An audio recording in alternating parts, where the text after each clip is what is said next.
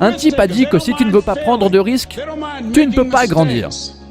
Et si vous ne pouvez pas grandir, vous ne pouvez pas donner le meilleur de vous-même. Et si vous ne pouvez pas donner le meilleur de vous-même, vous ne pouvez pas être heureux.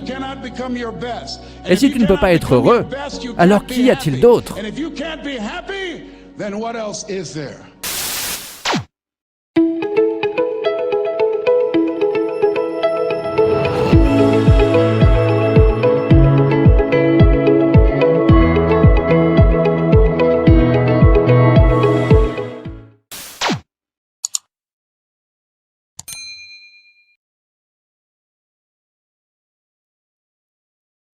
Je suis fatigué de moi-même. Lorsque vous dites que j'en ai marre d'être malade et fatigué, c'est ce qui facilite le changement. C'est à ce moment-là que vous êtes prêt à dire ces mots. Plus d'excuses. Plus d'excuses. Je n'ai jamais rencontré de personne qui ait réussi et qui n'ait pas fait preuve d'une grande autodiscipline dans sa vie. L'autodiscipline, la capacité à être performant, à tenir ses engagements et ses promesses et à respecter les délais sont essentielles à la réussite. Aucun d'entre nous ne peut se permettre d'avoir une vie qui est contrôlée par quelqu'un d'autre, ou une vie qui est essentiellement contrôlée par nos émotions.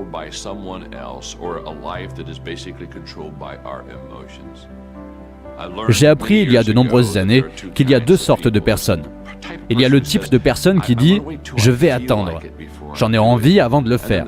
Et puis, il y a une autre personne qui dit « je dois le faire pour en avoir envie ».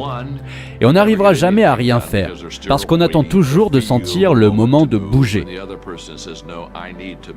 Et l'autre personne dit « non, j'ai besoin de bouger ». Et je commencerai à ressentir le moment présent. L'autodiscipline est essentielle dans votre vie, et dans la mienne, si on veut que les choses se fassent. J'ai donc un défi à relever pour chacun d'entre vous. Le défi est simple. Quand vous passez le week-end, parfois c'est un moment un peu plus facile que la semaine. Demandez-vous, est-ce que je pratique l'autodiscipline dans ma vie ? Est-ce que je fais des choses que je devrais faire parce que j'ai besoin de les faire ? Ou est-ce que j'attends de ressentir ce moment ? Si vous ne connaissez pas cette citation, mettez-la en pratique. Il n'y a pas de maîtrise plus petite ou plus grande que la maîtrise de soi. C'est De Vinci. De Vinci a fait des choses étonnantes dans sa vie. Je voulais faire des choses tout aussi étonnantes avec la mienne. Et si c'est le jeu auquel nous jouons, si je peux construire mon système de croyances, si je peux choisir à tout moment et croire quelque chose de plus puissant que ce que je croyais l'instant d'avant, cela va se retrouver dans mes actions, me permettre de faire des choses que je ne pouvais pas faire avant. Vous savez, c'est comme ce moment dans Matrix, où Neo réalise qu'il connaît le kung-fu. Et aussi drôle que ce soit, c'est comme ça que je vois la vie. Pour moi, c'est le but fondamental de la vie. Il s'agit de découvrir combien de compétences utiles je peux acquérir, puis de mettre cette utilité à l'épreuve, au service de quelque chose de plus grand que moi.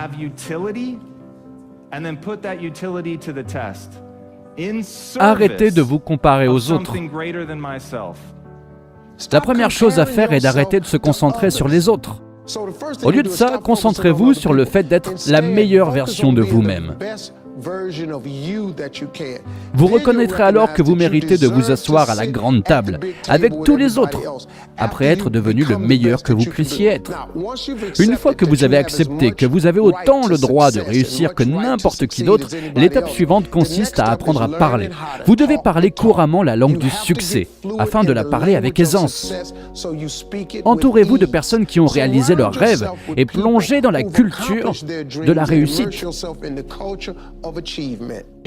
La situation idéale pour un homme ou une femme qui meurt est d'avoir des membres de sa famille qui prient avec lui au moment de sa traversée. Mais imaginez, vous êtes sur votre lit de mort et que vous vous tenez autour de votre lit. Le fantôme des rêves est là avec des idées, des capacités, des talents que la vie vous a donnés. Et vous, pour une raison quelconque, vous n'avez jamais poursuivi ce rêve. Vous n'avez jamais donné suite à ces idées. Vous n'utilisez jamais ces talents. Jamais vous n'utilisez ces dons. Et ils sont là, debout autour de votre lit. Et ils vous regardent avec de grands yeux furieux, disant « Nous sommes venus à toi, et toi seul aurais pu nous donner la vie, et maintenant, on doit mourir avec toi pour toujours. »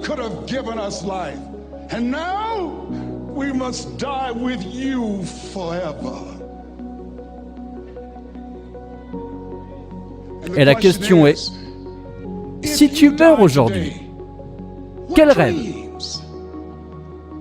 quelles idées, quels talents, quels livres, quelle musique, quel leadership, quelle voix vont mourir avec toi aujourd'hui? Myles Munroe, grand orateur et conférencier, a dit que l'endroit le plus riche de la planète, ce n'est pas en Extrême-Orient, où il y a le pétrole dans le sol, ni en Afrique du Sud, avec les mines de diamants. L'endroit le plus riche de la planète est le cimetière. Car c'est là qu'on trouve la grandeur que l'on n'a jamais vue.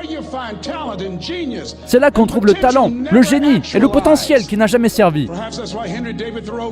Il y a aussi cette citation qui dit « Atteindre le point de la mort seulement pour réaliser que vous n'avez jamais vécu ». C'est peut-être pour ça qu'il faut vivre sa vie. Je veux que vous preniez quelques notes et que vous réfléchissiez à vos objectifs et à vos rêves dans les 3 catégories suivantes: personnel, professionnel et contribution sociale.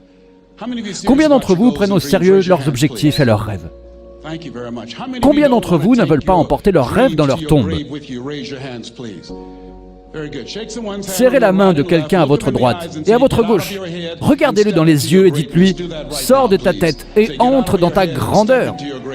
Faites-le maintenant. Ne procrastinez pas. Il y a un proverbe qui dit que s'il n'y a pas d'ennemi à l'intérieur, l'ennemi à l'extérieur ne peut pas nous faire de mal.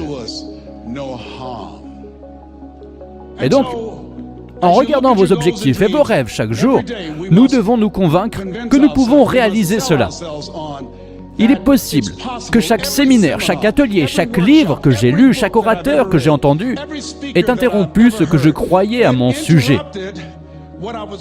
Tout ce que vous faites compte dans votre vie quotidienne. Je sais maintenant que lorsque je regarde ma vie à 63 ans, tout compte, n'est-ce pas? Tout compte. La façon dont vous faites quelque chose est la façon dont vous faites tout. Et je réalise que les choix que je faisais étaient basés sur la façon dont je me voyais. Disons-le ensemble, c'est nécessaire, notez-le. C'est nécessaire si vous regardez vos objectifs et vos rêves. Il est nécessaire d'avoir une stratégie et un plan de match pour changer l'histoire que vous croyez sur vous-même. Et c'est un processus continu.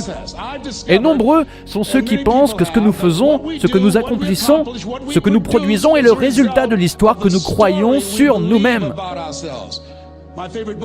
Et donc, alors que je commençais à travailler sur moi-même, je me suis rendu compte que je sortais d'une histoire et que j'entrais dans une autre histoire, en prenant conscience de certaines choses dont je n'ai pas conscience. Et je continue à grandir. Toujours aujourd'hui, je suis toujours en développement.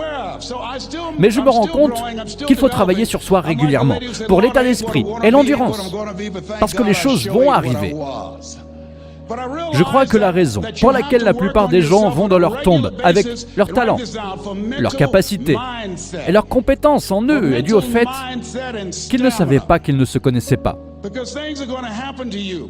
Ou bien qu'ils pensaient le savoir.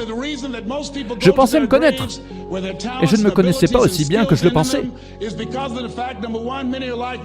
J'ai découvert que parfois les gens peuvent vous amener à un endroit en vous que vous ne pouvez pas atteindre par vous-même. L'autre raison est que j'avais peur de ne jamais avoir travaillé pour une grande entreprise, par exemple. Je voulais parler au nom des entreprises, mais j'avais peur.